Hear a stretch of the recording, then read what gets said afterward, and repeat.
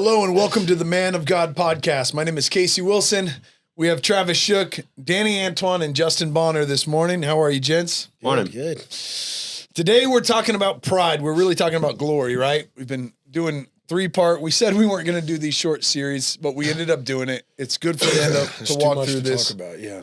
Yeah, it was too good. And really this all began with trying to understand the ways that Satan works in the hearts and to influence and guide and direct and misguide. I'll put it that way.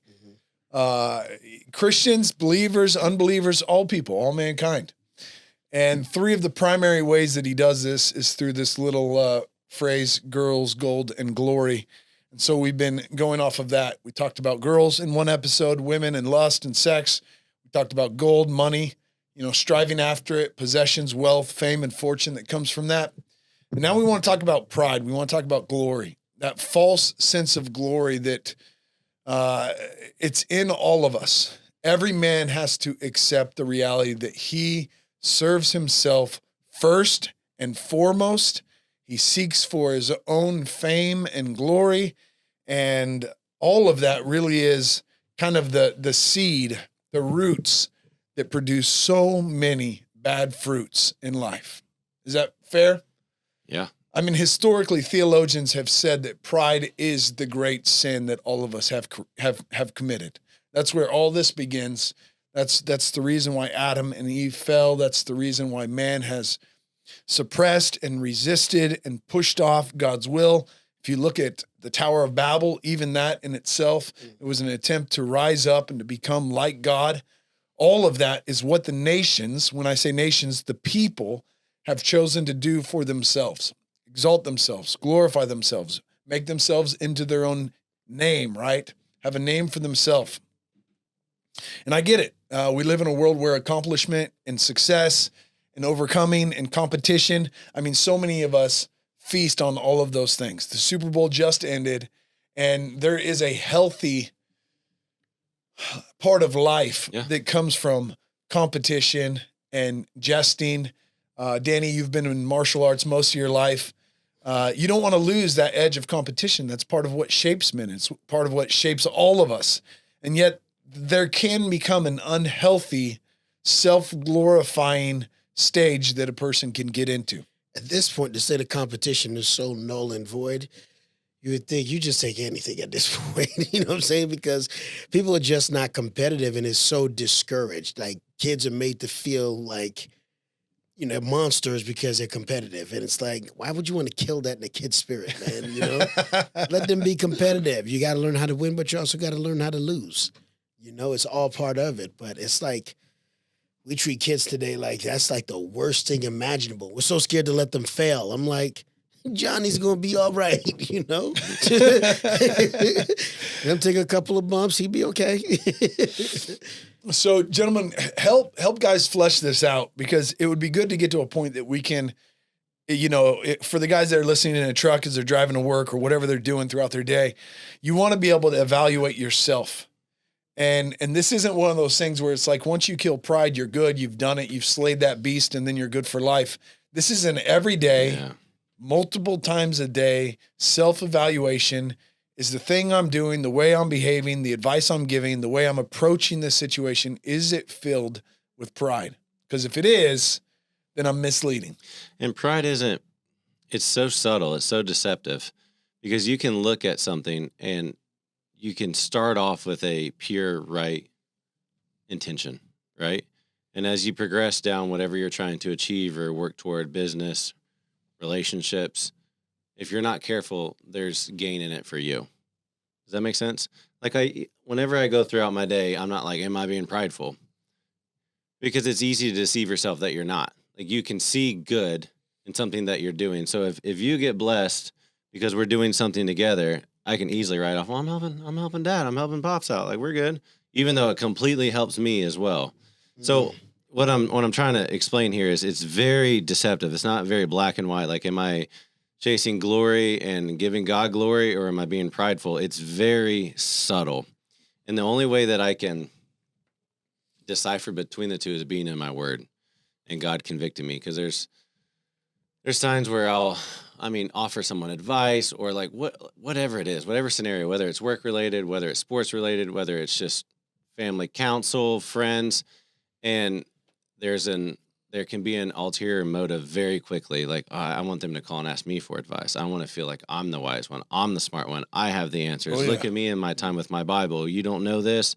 Or like, I mean, even when we first started, I was super aware that that was my tendency, just like all men. But I was like, I want to make sure that like social media, I'm not looking to see how many likes we got, what we're doing. If I have a short or a reel or a YouTube short that has me in it, how do I look? Like I've almost intentionally not looked at those things to try to keep my focus on Christ.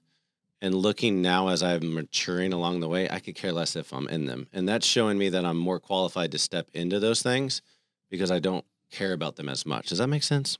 Yeah, it does. Like it's so subtle. For so many years, I had myself deceived that I wasn't, and I was doing good and I was helping people. And there were elements that I actually was helping people, but there was a ton of elements that were helping myself. Yeah. And making me look good and making me feel good. So it's man, it's so subtle. Like that's just one thing I really want to point out is it's not as simple as being like, am I being arrogant and prideful and is it all about Travis or is it about God? There's a lot of gray there. There is. It's helpful to understand in Christian thinking, in Christian theology, the way that we understand life, there's a creator and creature paradigm that exists. And the other day, it was kind of funny how this fleshed out in my home. The other day we were talking with the kids and I can't even remember. And I called one of the kids a creature and they responded with, I'm not a creature. What are you talking about? And when we think about creature, we tend to think about insects and little rodents. Yeah, weird looking the kind of things you kill and don't feel guilty about, right? But in a very real, and I'm above that. Yeah. I matter. In a very real way, there's the creator and there's the created. Yeah. And we are among the created. Now we're unique in the sense that we've been made in the image of God. And that vastly changes everything for us. But when we're talking about humility, like how do I get to a place to where I remain humble and I don't exalt myself beyond that creature position to where now I look at myself as like equal with God? I don't want to get there. Does that make sense? That's the moment where that son puffs his chest against his father as if he's now achieved and risen to status with his father, right? We always want to maintain that humble walk with God. Charles Hodge said that it's not wrong to see the good that's in us. It's not like humility is denying that there's good in us. Pride comes when we begin to believe that the good that is in us is because of us and good. not a gift from God, right? Yeah, gentlemen, if you got a little one who decides he's about the same size and he wants to flex on you, let him feel that old man strength. It's got to be corrected. It's got to be corrected quick. Now, pride, man, your ego's not your amigo, right? My instructor used to tell me all the time, like, I want you to be super confident, but not be arrogant. And he would say the massive difference between confidence and arrogance is that middle fine line, which is humility. Confidence is full of humility, whereas arrogance has zero humility. Yeah. And if you can understand that, you can walk that line and understand what true humility looks like. Because there's a lot of humility that's on display, but it's really false humility. Sure. Can you? What I mean? Let's elaborate on that. On the false humility part? Man, it comes in it manifests itself in different ways, a lot of different ways. A lot of times you would think that somebody's being humble, but really it's like a cry for more attention in some ways. You see what I'm saying? So like, the best way that I could explain it really, it's that confidence that we're supposed to have. It's full of a humility that says, I know who I am. I know what I'm capable of. You know what I'm saying?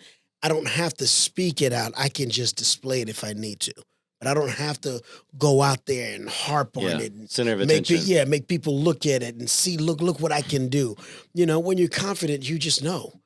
You know what I'm saying? It's like if I'm going to competition, I'm always nervous, but my confidence is always there. But my confidence for me looks more quiet. I do better when I just stay to myself before I go compete. You see what I'm saying? Yeah. Some other guys, it's a warm up. They got to get warmed up to be able to do it. But I've also seen guys who everything they do, it's not for the sake of nothing else, but just check out this guy. Yeah. You know what I'm saying? So it is. It's a fine line. Yeah, it's that dance of removing yourself from the equation, right? If I'm in competition and I look over at a guy and in self-pity, I just loathe and I go, oh, he's so much better than me. I wish I could be. That's not humility at all. No. Humility. That's you saying I just lost. Humility, I like that. Humility is actually removing yourself from the equation to where you can actually look at somebody that's excelling and doing well and go, wow, praise God for what he's doing in that person. Yeah. And you don't have to, always beat yourself or compare yourself amongst what is around you. That's a false sense of humility. And man, we get caught in it all the time, right? We all want to look the part. We all want to do well. We all want to be able to speak well and give counsel and wisdom and insight and be the example of strength and courage. And we all want to be that. But the truth is, many times we fall short. I mean, outside of this podcast, we walk in the other room and there's a hazing that goes on all day long because we're constantly tripping over our words or making mistakes and laughing at each other, right? There's a real reality of living with one another that is different than necessarily what men put on for the public. That's a false appearance in many ways. I think about when we take the kids to competition, we train them to win, but winning is not the only thing. So even though we don't show up somewhere to lose, I mean, that's just not the way. But in case it does happen, we know what to do. You go back to the lab and you fix it. We try to make it not accustomed to being on that side of things, but at the same time, it's like, it won't happen. And when it does, how you handle it is what makes a difference. Having Christ in your life, if you have the Father, you have everything, no matter what. Yeah. So there's no need to trip about it either way. How do you teach your athletes that? I mean, first through example, because they got to see it. You know what I mean? It's one thing when you're saying something to somebody, it's one thing. But when they get to watch it, and they get to experience it, it's something completely different. That's why I still want to compete. It's mostly for my students because I need them to understand, yes, I am doing everything humanly possible to win. I train hard. But if you see me lose, you're also going to see how I'm going to handle that. Yeah. Right? There's only one thing to do. When I lose, let's get back to the lab and go fix this. And then we'll come back and get this guy again. But I don't freak out. I'm not going to go, it doesn't eat my lunch. It doesn't take over my whole world, you know what I'm saying? Okay. Because I lost. Now, but at the same time, you got to realize high-level athletes, they have a mindset that's different than others, but that's what puts them sitting at the top of the food chain.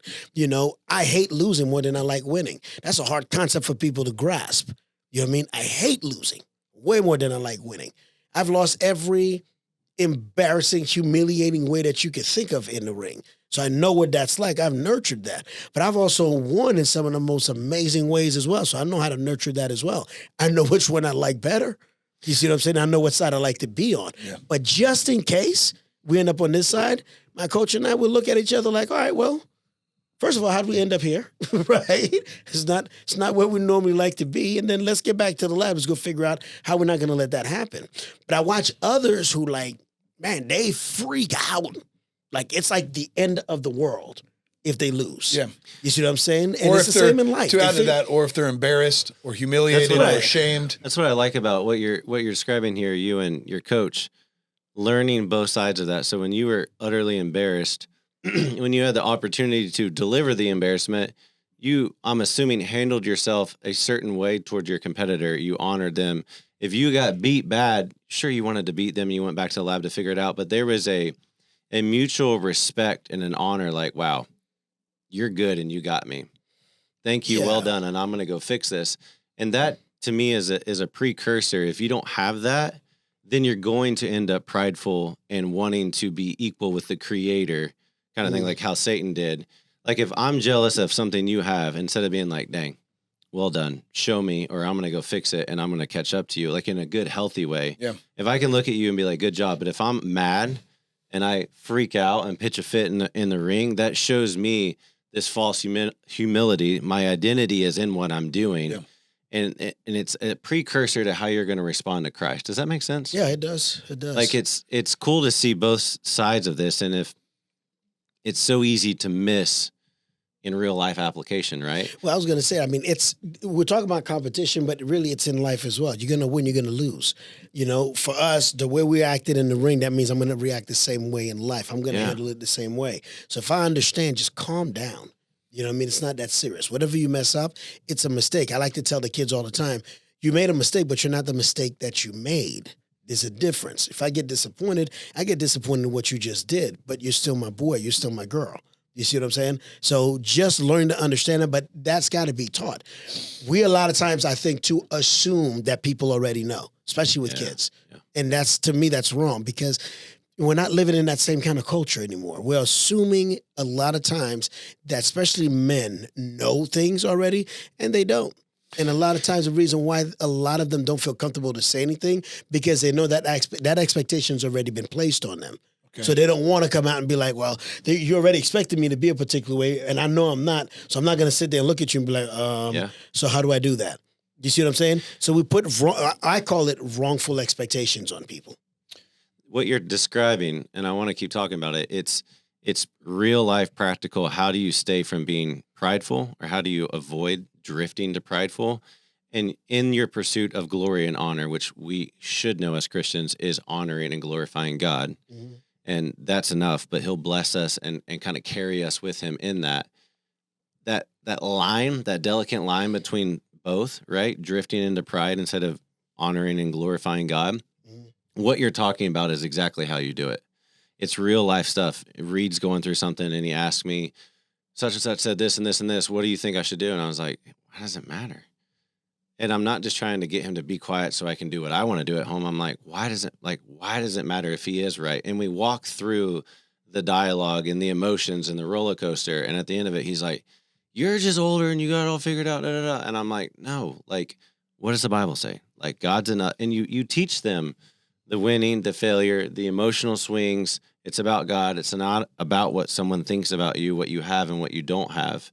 So teaching these things and walking men through, and your sons or whoever you're leading in business or sports or whatever, walking them through the gauntlet of those emotional swings helps them navigate when pride's starting to flare up because they're embarrassed or they're ashamed because their father never taught them something. And you're like, it's not like growing up, my dad built houses all the time. And I was, hey, go get this. Hey, go sweep this, do this. I never learned how to actually work with the tools. So when I went in the Coast Guard, they're like, hey, go grab this. Put this on here, put this drill bit, do this. And I was like, I don't freaking know any of this. And I felt like an idiot because everyone else did. Yeah. So I would like, go do something else. No, I was like, all right, he's about to need this tool. I'm going to position myself behind the guy who knows what the tool is and try to watch. Like I was embarrassed of it. And I could 17-year-old, I'm going to flex on something that I am good at and put you down to make myself look better because I don't know that thing. Yeah. You know, but if my dad was like, yeah, you don't know, then ask questions. Who cares if you don't know? The idiot doesn't listen and increase in learning. He doesn't ask questions. Go ask, you know? We were building a house, my dad and I and my brother, and a friend came and joined us, a younger man.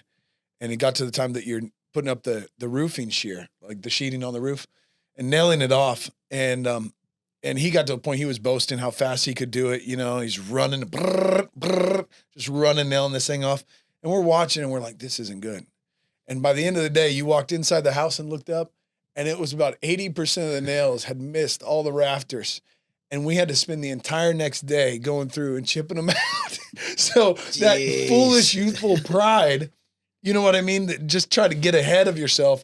It really does bite you, and it gets you to a point that you have to go back and clean up a lot of mistakes in life. Well, more importantly, too, it messes up a lot of people around you more than you realize. It's not just holds them back. Yeah. Like you mess up a whole bunch of other people because you was out there acting like a fool. How does a father, and let's get practical here. How does a father keep watch of himself? How does a man, not just a father, keep watch of himself so that way he does not impart or display pride to the people that he loves and leads? There's a balance there. When you're leading, you have to have confidence. You have to have courage. You have to be willing to stand up because you think that you have the answer or direction from God or the right thing that you're supposed to do. How do you walk that tightrope and not just become this figure that is, oh, it's always your way, Dad, whatever? How do you protect against that? I surround myself with a lot of men that I trust and because I trust them, it's easy to take their correction. Whether it be personally or publicly, super easy to take their correction because these are men that I trust. I feel like men have got to get to a place of always solidifying that. Have people in your lives that you can trust wholeheartedly. That means you trust their intentions for you as well, meaning you trust their heart for you. So you know that these people love you. So no matter what angle they're coming from, even especially when it's correction, the correction is coming out of a place of love for you to do better. It's not coming out of a place of malice to embarrass you or humiliate you in front of others. Okay. You see what I'm saying? And so again, and I say publicly because many of these guys, they'll correct me publicly, but it doesn't even feel like it. And you encounter these guys 2, 3, 4 times a week, Yeah. every day? We hang out every week, man. Okay. Every week. Like we see each other at least a couple times a week. What about for the guys that they get up, they go to work, by the end of the day, they're just exhausted. They may be working around guys that are proud and vulgar and foolish, and then you come home and what you display to the people you love most is, I'm burnt out, I'm tired, I'm short-tempered, I don't have it. Like, love is not on display. Put it like this. There's never going to be enough hours in a day to get everything you want done, right? However, you can prioritize. There's no way around it. No one can make that excuse. Okay. Some of these guys I meet with them at 5 o'clock in the morning. Why? Because we get together before everybody's got to go to work because nobody can get together after work. Yeah. You know? So what does that mean? You sacrifice a little bit of sleep, but what am I getting in return? Whatever I'm getting in return, it's priceless compared to that hour or 2 of sleep that I could have had. Go to sleep earlier if you have to. But either way, make the time. You have to be intentional. Okay. A buddy of mine, he was asking me about doing something out in California. And I said, bro, you don't understand. Like, I'm so busy. Like, I am way too busy to, for this. He goes, you're right. He said, if you're too busy, that's exactly it. You're too busy. You need to slow down. He said, and furthermore, I don't ever let anybody tell me that. And I was like, what do you mean? He says, you do what's important to you. I was like, man, that's awesome. Right? He said, it's not that you don't have time. You make time for that which is important to you. Whatever's important to you, it shows throughout your day. If sitting on a couch is what's important to you, that's what you're going to do. You do what's important to you. It's not that you don't have enough time. That's the issue. And that was like almost 15 years ago. This guy said this to me, and it's still fresh in my head. So is it pride that causes us to say things like, man, I don't have the time? When Two the truth things, is, pride and laziness. It's not on the top of the scale for me. Yeah, it's pride and laziness because doesn't it take effort to be intentional with relationships, anything else? Or honest. Yeah. It takes effort. For you to be intentional, it takes effort. But that effort means getting rid of something that's perhaps comfortable to you or something that you're used to doing that's engaging just for me, and give it to somebody else. Give that time to someone else. So it's about being intentional. So go back to your question on how do you, it sounds like you said your answer was brotherhood is what helps you.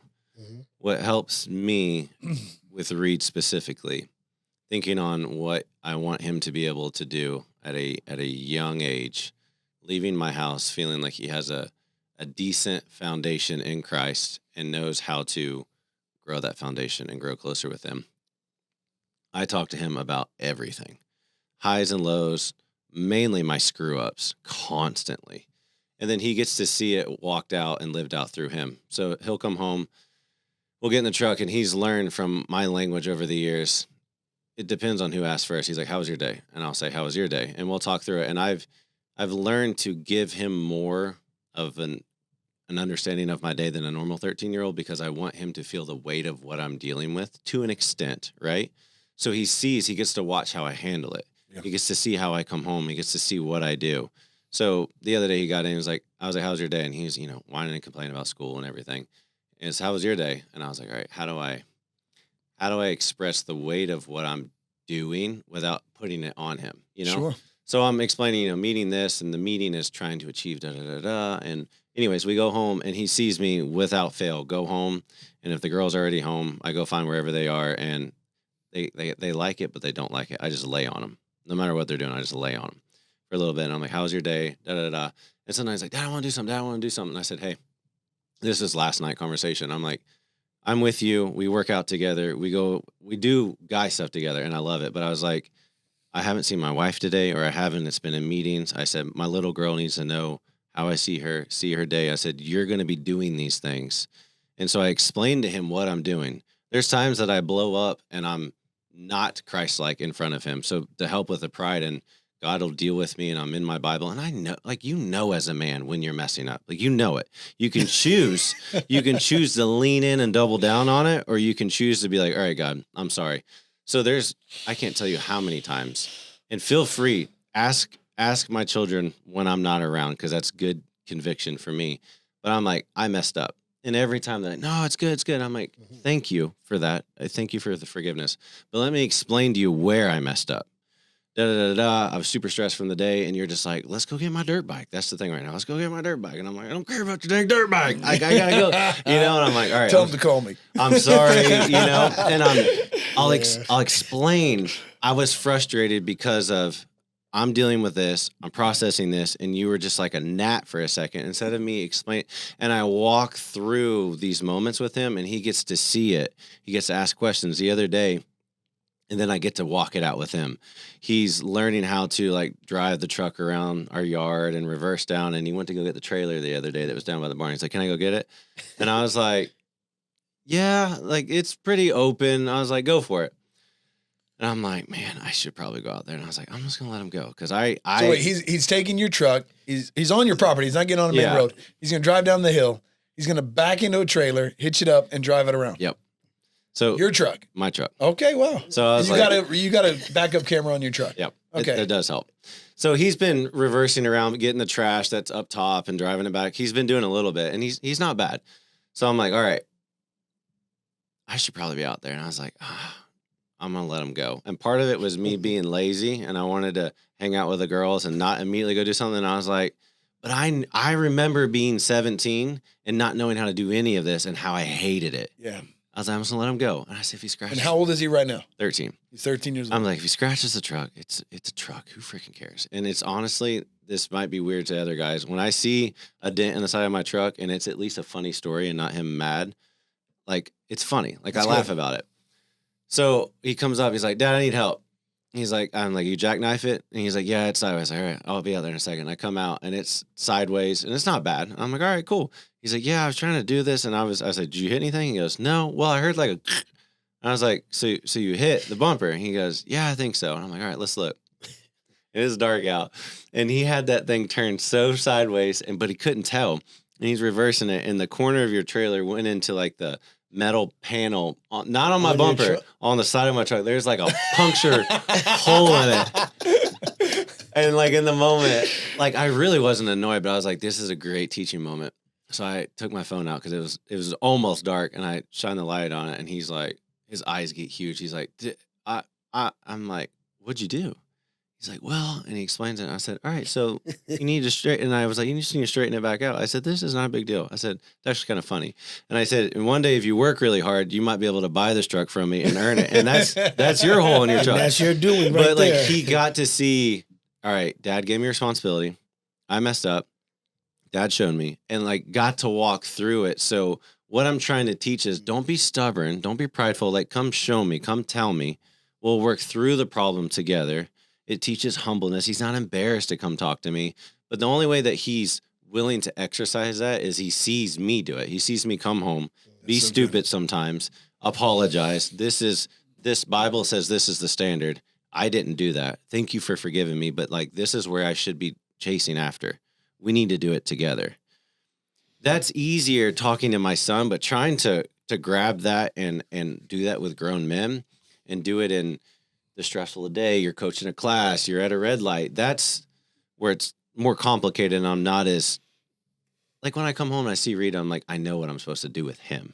It's a little bit more abstract for me when I'm in the day. Do you get what I'm saying? I do. That's like the next layer that I'm trying to have eyes for and see and try to be intentional with. But for the men that are listening that have employees directly underneath them, the application is not that much different with your employees or coworkers when it comes to guiding and leading and making sure that you're giving them opportunity to fail and then walk out of it, right?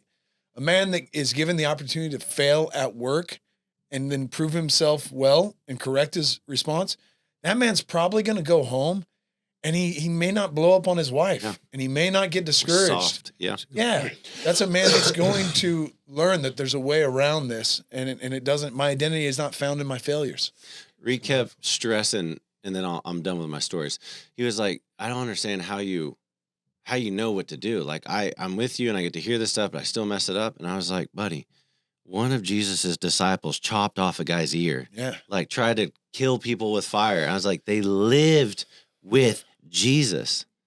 And like you could think like, well, they were just crazy or Jesus was a bad leader. No, like we're humans. And he sent them out knowing this guy in a little bit is gonna chop off someone's ear. And I'm sending him out by himself or with another guy. You know, like he put responsibility on these men, and then they came back and he was like, all right, what'd you do? All right, this one comes out with prayer. In fact, like, and he taught him, but you gotta let him go. Yeah. Like it begins if you don't have kids or if you're not really in a position to lead other men right now. Like you need to be leading at some point in your life in some way. But if you're not in that place right now, anyone, anywhere, you need to begin with yourself. Like start with you. And Proverbs 22:4 says the reward for humility. And then some translations say the reward for humility and the fear of the Lord is riches and honor in life. But some translations, which I prefer, translate it like the reward for humility, the fear of the Lord is riches and honor in life. So what that's saying is the fear of the Lord is humility at its core. You got to begin with yourself and be someone who worships your Father rightly and walks with the Lord rightly as a man. And the opposite of pride, what we're talking about, is humility, right? And so beginning with the fear of the Lord, which is humility, which is understanding he's God, I'm not. What he says about me trumps what I and everyone else says about me, whether that's outside of Christ or in Christ, right? His opinion of me is the final word. If he calls me a son, if he calls me righteous, if he calls me spotless, if he says he's scattered my sins as far as the east is from the west, he hasn't even remember my sins anymore.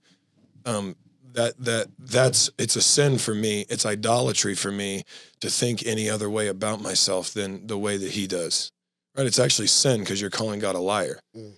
And so you need to begin by, in your own heart, walking in humility, not limping around with false humility, but actually having God in the right place and yourself in the right place, not putting yourself lower than God says you are, not lifting yourself higher than God says you are. But then out of that place of understanding, I am who he says I am, no more, no less, right? Then you can begin to lead out of an overflow of how he thinks about you, because you can only lead others with what you have. Right? The godliest 19-year-old that you've ever met is only leading out of the experience of a 19-year-old. You know, like you see those little kid preachers online and they're fun to watch, but you're like, dude, you're 10. Like you probably have poop in your butt crack because you don't wipe well and you're up here preaching, you know, like you might be able to accurately your nasty self off that pulpit. Like you might be able to accurately tell me what the Bible's saying, but you're not speaking out of an overflow of experience, of actually experiencing it. And I remember a few weeks ago, my parents, every time they go out of town, they asked me to go by the house, take the mail inside, check it out. And the radio was going, and I was putting some stuff away. I put away their groceries for them, and the radio was on, and it was like Focus on the Family or something. I won't really pay much attention to it. And I just randomly heard the guy say, pride is not knowing your strengths. It's not being aware of your weaknesses. And I was like, I write that down in my little notepad real quick. I'm like, okay. It literally, I have a notepad and it's got a quote and then who said it. And I have the quote and then it says some guy on the radio. I don't know who it was. I don't know anything about it, but I just heard that. And as a man, if you're going to lead, you will always cut yourself off at the knees if you try to lead without knowing your strengths, right? Like you will go to a level of false humility if you have that worm theology where you're just, woe is me, like I'm a sinner saved by grace. Yeah, you were a sinner and you were saved by grace and now you're a son. Stop saying it that way, right? Like you will always walk with a limp that was not inflicted by God, like Jacob wrestling with the angel of the Lord, right? He didn't walk with a false limp. He walked with a real limp because he actually went blow to blow with God, right? You might walk with a limp that came from the Lord and from your past failures, but a self-inflicted limp is false humility, right? It's like the Pharisees throwing dirt on their face when they fasted. And so as a leader, you have to, like, especially with my kids and with my wife, I show them my strengths and then I tell them my weaknesses. Like, I don't tell them my strengths because that makes me sound like a douche. I'm not telling them all the things that I excel at as a man.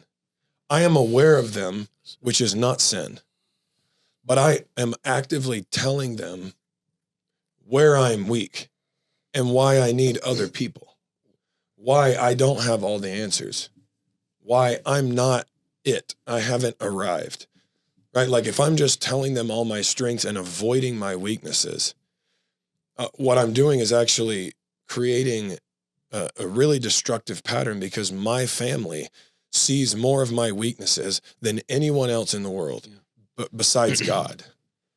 My family sees all my weaknesses and my strengths. The world usually just sees your strengths and a few of your weaknesses, but they see every bit of your weaknesses. And so if I walk in the ways God has made me, the strengths that I have, and I also put forward in front of them the areas that I'm weak and I'm not afraid to talk about them and I'm not afraid to repent and confess things to my family, right? That praying that they'll remember my repentance more than the sins that caused it to need to happen. Mm-hmm. Then that will start to show my sons and my daughter and my wife a full-orbed man who is aware that God has made him a certain way and he's been called to lead, but that who isn't so proud that he can't understand that he needs other people and that he doesn't have all the answers, right? It balances that inflated ego and also that self-deflated false humility. Mm-hmm.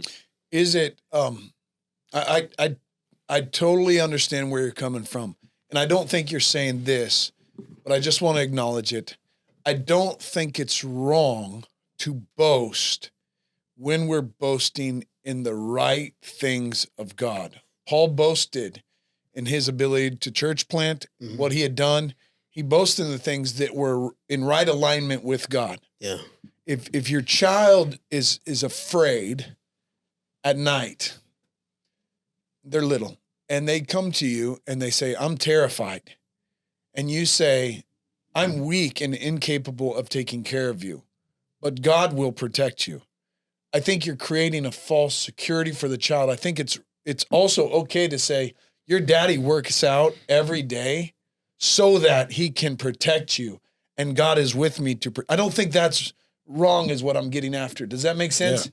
Because strength is something that God wants us to have if we are to use it rightly. But if that's all I say, yes, but I don't do that. Oops. If I just say things like, oh, I'm just right down the hall, but I don't show that I'm capable, right, with my actions, with the way that I live, right, then the thing that I'm saying is really falling on deaf ears. Like, I would rather show my strengths and say them, when the time is necessary. But if you haven't shown it, like, there's so many husbands who have said, I'll die for you, baby. I'll die for you, honey. Showing. But they have 0 times they have lived for their wife. Like, you don't die for me ever. So what do you mean you'll die one day when someone breaks in and has a gun to our heads or something like that? So I think it's got to be met with showing it too. Gotcha. Right. Like, yeah, sure. And when my daughter says she's scared, I say, well, I'm right over there and I'll kill anyone that tries to hurt you. Yeah. But ultimately, God is protecting you. right? And I can defend you, but she believes that because I have shown that with her, Yeah. right? Because I've shown my strengths, and I just another piece of that as I'm sitting here, there is a thread in the New Testament, really in the whole Bible, of thankfulness and gratitude, right? Of that being an antidote to pride. The remembering something without giving thanks for the thing being remembered is not useful. The setting the stones on the opposite side of the Jordan was not just to say, oh yeah, that was when they went across the river, and keep moving. Right. That was when they went across the river, because God is good. He's good to his people, and we thank him for that, right? And that is an antidote to our hearts becoming puffed up. In Hosea 13, God's obviously chastising them for turning and playing the whore and leaving him all the time. Yet he's faithful and goes back to them. And it says, I've been Yahweh, your God, since the land of Egypt. You are not known to any God except me, and there's no Savior besides me. And I myself knew you in the wilderness, in the land of drought. As they had their pasture, then they became satisfied. Like God did everything for them, and they became satisfied, which is a good thing. But indeed, they were satisfied, and their heart became raised up. Therefore, they forgot me. Yeah. Like complacency, blessing without gratitude and thanksgiving leads to complacency, which leads to forgetfulness, which leads to pride, thinking you got yourself there. And so if you live a life of gratitude and thanksgiving, waking up thankful to God, the strength of your hands and of your back and of your mind and of your heart and the family you have and everything that you have being a gift from God, undeserved. When you live in a lifestyle of gratitude, then that will put a damper on pride in your life, because you know, The guardrails. I'm not the one that did this, right? Like Grateful, Paul yeah. in Ephesians 5 lists all these sins, all these things that he doesn't want the Ephesians to do. And then the only thing he tells them to do is he says, but rather give thanks. Like he says, sexual immorality, impurity, filthy talk, all this stuff. Don't do this, don't do this, don't do this, but rather give thanks. And I think that's so critical, So helpful. for pride. So it's not wrong if someone comes to me and asks for advice, and I say to them, let me show you what God has shown me. Yeah. That's not wrong. We do want to be vessels of wisdom. We want to be vessels of strength. We want to be vessels of confidence and courage and law and order and righteousness. I mean, that's what we're called to be as children of God. But to do that without recognizing and giving credit to where those things come from, that's where we end up falling into pride. Yeah. Is there a doctor here? Like, no, sorry, I'm a worm.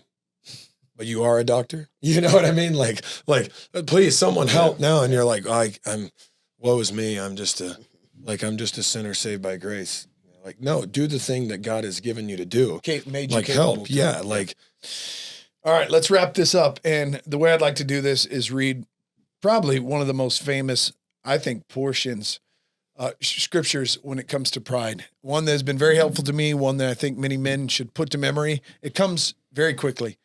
And it comes out of Jeremiah chapter 9, verses 23, verse 24. Thus says the Lord, let not the wise man boast in his wisdom. Let not the mighty man boast in his might, right? Let not the rich man boast in his riches, but let him who boasts boast in this, that he understands and knows me, that I am the Lord who practices steadfast love, justice, and righteousness. Okay. And so that comparison there, you have wisdom, might, and riches. And God warns us, don't boast in those things. Don't take record. Don't take account. Don't measure those things constantly. And yet this is the nature of man. What do? We weigh ourselves on the scale. We check our bank accounts, right? Like we check constantly how strong we are, how rich we are. And that's what we gauge ourselves on. Those things should be means to something greater. And I think that's what the author here is trying to get us to understand. Wisdom is a means to love well. Wisdom is a means to bring about justice for the sake of your people. Wisdom becomes a means to live a righteous life. You could say the same for might or riches, right?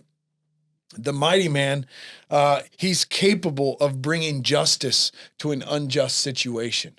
That's why we're thankful for the civil courts and why we're thankful for governments and officers in the police force. Like, they're a strong hand of the Lord. Praise God for them, right? And so this portion here, it's all wrapped around this idea that a man would not boast in something, but he would boast in a relationship that he has with God. That's what we want to keep central.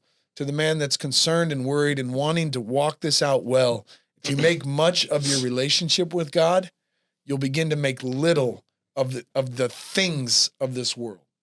Is that fair? Mm-hmm. Gentlemen, do you have any thoughts? Yeah. And I feel like it complements that well, and it doesn't open up a rabbit trail, I hope. In Jeremiah 2, it says, "For you to forsake the Lord your God, the fear of me is not in you." So for the ability for an individual or a nation to forsake God, to leave God, the fear of God is not in them. And fear, when you look it up Hebrew, it's like awe, love, weightiness, like this awe of God. Reverence. Exactly. So if you don't have that to me is the precursor to leaving the Lord. Yeah, that's good. So, and what you said there is wisdom helps you achieve all those things. Proverbs says the beginning of wisdom is the fear of the Lord. Yeah. So this awe, this love of God, that God is enough, God is the prize, everything we say, if that is your aim, it is not only the means to achieve these things, but it's also the antidote to pride and every other vice that's out there. That's good. Well, thanks for tuning in. This is a production of the Kavod Family Ministries. Kavod, that's a word that means honor and glory. It's the honor and glory of God and his people. Gentlemen, the honor and glory that you have, it was a gift from God to you. Carry it well, steward it rightly, use it to bring honor and glory back to the Father that gave it to you. That's the life that a man of God lives. That's what we're after. Have a good day.